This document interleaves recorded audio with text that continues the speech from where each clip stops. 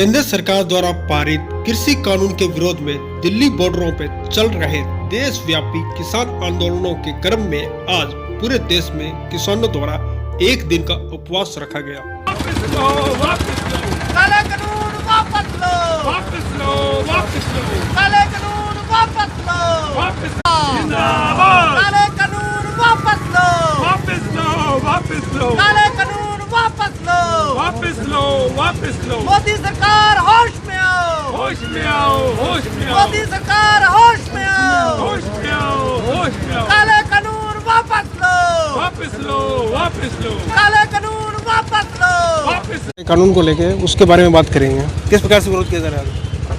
अखिल भारतीय किसान संघर्ष समिति के आह्वान पर आज पूरे देश में किसान एक दिन का उपवास रख रहे हैं। चाहे वो किसान हो, चाहे वो व्यापारी हो, चाहे आम आदमी हो, सभी किसानों के समर्थन में उपवास पे पूरे देश में बैठे हैं। मोदी सरकार की जो हठधर्मिता है वो अभी तक जो है किसानों की बात को पता नहीं, समझ नहीं पा रही है, या वो जानबूझ के कर रहे हैं। पूरे देश का किसान आज सड़कों पे है। लाखों लाख किसान इस ठिठुरती सर्दी में माइनस टेम्परेचर में भी दिल्ली पे डटा बैठा है। उन्हीं के समर्थन में आज साधु वाली गाजर मंडी में जो है किसान भूख हड़ताल पे बैठे हैं। एक दिन का कर्मिक अनशन है। और जिस प्रकार अखिल भारतीय किसान संघर्ष समिति दिल्ली से हमें कॉल देगी, उसी का पालन करते हुए किसानों के समर्थन में हम आगे का प्रोग्राम करेंगे। लेकिन मोदी सरकार से हम कहना चाहेंगे कि ना तो डरेंगे और ना झुकेंगे। जब तक मोदी सरकार ये काले कानून वापस नहीं लेती तब तक लड़ाई जारी रहेगी। जिस प्रकार से इनके केंद्र सरकार के नेताओं के द्वारा कहा जा रहा है, या बीजेपी के जितने भी नेता वो ये कह रहे हैं कि किसानों को इसकी बिल की समझ में नहीं आ रही है, तो इसके बारे में क्या कह रहे हैं? बिल्कुल किसानों को इस बिल की समझ में आ गई। मोदी सरकार को यही डर है। लेकिन जिस प्रकार से किसानों को इस बिल की समझ आई है, उस प्रकार से ना तो बीजेपी के नेताओं को समझ है और ना ही बीजेपी की आईटी सेल को। सिर्फ किसान आंदोलन को बदनाम करने की एक चाल है उनकी, और जो गोदी मीडिया है वो उन्हीं की भाषा बोल रहा है। सर एक चीज़ और, जिस प्रकार से इनके द्वारा जगह जगह जो कार्यक्रम करके बताया जा रहा है कि हम किसानों को समझा रहे हैं, उनके कार्यक्रम किस प्रकार से हैं?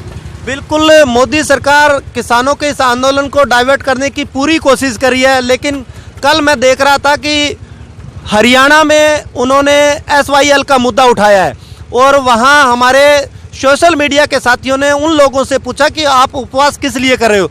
कहते जी SYL का मुद्दा है, उसको लेकर। तो SYL क्या है? कहता जी हमारे घरों में जो पानी आ रहा है वो नहीं आ रहा है।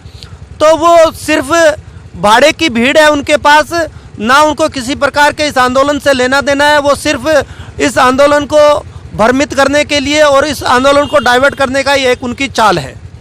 ऐसा तो नहीं है कि उनकी ये चाल है कि फूट डालो? और बिल्कुल जिस तरह से पहले अंग्रेजों ने फूट डालो राज करो, अब ये काले अंग्रेज हैं, वही नीति पे ये चल रहे हैं। लेकिन उनकी नीति किसान कामयाब नहीं होने देंगे। किसानों के ये जो आंदोलन में वकील वर्ग भी शामिल हुआ इसमें?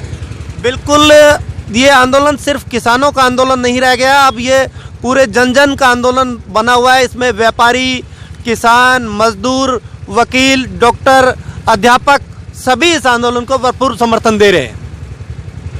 सर आप बताइए, आपका परिचय। सरकार बार बार ये कह रही है कि किसानों को समझ नहीं आ रही। अगर हमें समझ नहीं आ रही तो वो हमें समझा दे कि भाई ये फ़ायदा है। मीडिया के अंदर प्रिंट मीडिया और भी है, सब चीज़ें खुले मन से छुपवाएं। जब उनकी फ़ोटोएं और सारा कुछ आ रहा है, कभी मध्य प्रदेश के, कभी राजस्थान से, उसके भी जहाँ जहाँ बीजेपी की सरकार है वहाँ से आ रहा है समर्थन इनको। परंतु हम ये कहते हैं कि हमें अगर समझ नहीं आई तो हमें ये समझा दें खुले मन से। कौन सा डिस्ट्रिक्ट है जहाँ इनका कोई जिलाध्यक्ष नहीं है या कोई और नहीं है?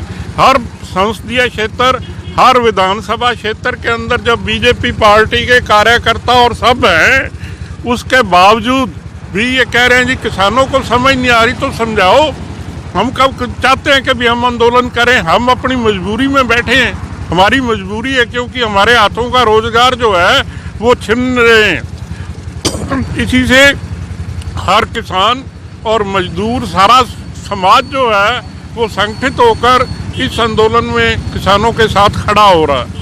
एक सर इनके द्वारा ये कहा जा रहा है कि चलो किसानों को समझ नहीं है जिस तरह से कह रहे हैं, लेकिन वकील भी इस आंदोलन के समर्थन में आए, तो क्या वकीलों को भी यही कहेंगे ये लोग?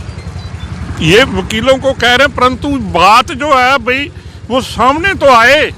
प्रधानमंत्री जी हमें समझा दो, जैसे भी है, हमें कोई ज़बरदस्ती थोड़ा आंदोलन करने की हमारी कोई बदनीति नहीं है कि भाई हम 24 घंटे आंदोलनों में उलझे रहें। हर चीज़ का हमें आंदोलन करना पड़ता है। गंगानगर के किसान को पानी के लिए तो, और इसके लिए भाव के लिए, और तरह तरह की जो भी डिमांड होती है, बिना आंदोलन के कोई भी हमारी मांग पूरी नहीं हो रही। तो ऐसी सूरत के अंदर हम आंदोलन जो है तब तक जारी रखेंगे जब तक ये काले कानून वापस नहीं होते। सर, एक चीज जिस प्रकार से प्रधानमंत्री मोदी जी द्वारा गुजरात में कच्छ में जाके बताया गया कि वहाँ उन किसानों से मिले, लेकिन वो दिल्ली वाले किसानों से आके नहीं मिले जो इतने समय से धरने में बैठे हैं, उसके बारे में आप क्या कहो? यही तो इनकी चाल है। सरकार हमेशा फूट डालो और राज करो। ये कोई आज की बात नहीं, इसी बात का अंग्रेजों ने रखा। देश का विभाजन नेहरू और जिन्ना जी ने करवाया। जिनको आज चाचा नेहरू कह रहे हैं, उनको प्रधानमंत्री पद नहीं मिल रहा था, तो ही उन्होंने इस देश को बंटवारा करवाया। और हमारा जो लहलहाता पंजाब का क्षेत्र और बंगाल, जो कि एक दुनिया में कहते थे भी सोने की चिड़िया, सोने की चिड़िया इसीलिए थे हम क्योंकि हमारे यहाँ उत्पादन होता था और बाहर से लोग खरीद के ले जाते थे, चाइना तक के और दूसरे। परंतु वर्तमान में आज किसान को इन सरकारों ने पिछले 40 साल से लगातार डुबोने की कोशिश की है, ऊपर उठने ही नहीं दिया। किसानों को ऐसे आपस में भिड़ा देते हैं कि भी कुछ दूसरे वर्ग से और कुछ दूसरे के हम ये इसका समर्थन है, हम ये इसके विरोध में हैं। तो ये नीतियां हमें किसानों को छोड़कर एकजुट होना ही पड़ेगा और उसके पश्चात सरकार पर पूरा नियंत्रण रखेंगे। हमारे हाथों का रोजगार जो है वो हम नहीं छीनने देंगे। चलिए किनसे मिलाते हैं, सरपंच साहब थोड़ा बताइएगा। आज ऑल इंडिया जो किसान संघर्ष समिति है उसने एक दिन की भूख हड़ताल का आह्वान किया है। हम, हमारा परिवार, हमारे मित्र दोस्त सभी लोग आज उसके आह्वान पे हड़ताल कर रहे हैं और इस गूंगी बहरी सरकार को अपनी आवाज़ पहुंचाने के लिए हम आज यहाँ बैठे हैं।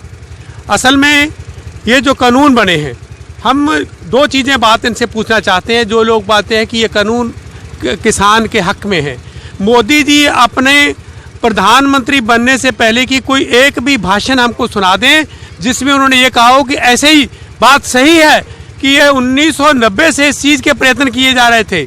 आज भी उन्होंने कहा है कि 2001 से हम इसका प्रयत्न कर रहे हैं, पर मोदी जी 2014 से पहले का अपना एक भी भाषण सुना दें जिसमें उन्होंने इन कानूनों का समर्थन किया हो। हम अपना धरना कह देंगे किसानों को कि हम उठा लेते हैं। असल में इन कानूनों के लिए ये जब अपोजिशन में थे खुद विरोध करते रहे। आज ये कह रहे हैं कि कांग्रेस सरकार भी ला रही थी, तो हमने आपको इसलिए गद्दी पे कांग्रेस को नहीं हटाया था कि आप वही कानून लेके आओगे जो कानून कांग्रेस लेके आ रही थी।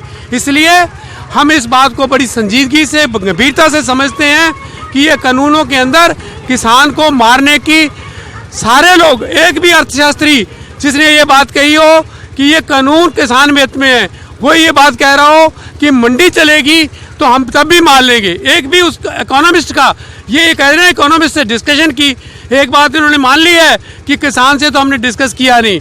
ये बोल रहे हैं हम अर्थशास्त्रियों से डिस्कशन की। मैं बोलता हूँ एक भी अखबार के अंदर, एक भी प्रिंट मीडिया के अंदर वो ये कह दें कि जी एपीएमसी भी चलेगी इन कानूनों के साथ, हम तब भी इनकी बात को मान लेंगे। वो एक ही बात कर रहे हैं कि एपीएमसी होनी नहीं चाहिए, कि खुला बाजार होना चाहिए। और हम जानते हैं कि खुले बाजार की शक्तियों ने आज किया है। जो बात बड़े बेवकूफ़ीपूर्ण बात की जा रही है कि बहुत सारे व्यापारी आ जाएंगे, हमने देखा है, हमारा अनुभव क्या है कि टेलीकॉम के अंदर कितने लोग आए, 10 लोग आए, आज कितने हैं, आज 2 या 3 रह गए। इसलिए जब ये खुली मंडी की बात करना है, ये कोरी बकवास है। खुली मंडी आज ना की चीज़ दुनिया में कहीं है ना कहीं।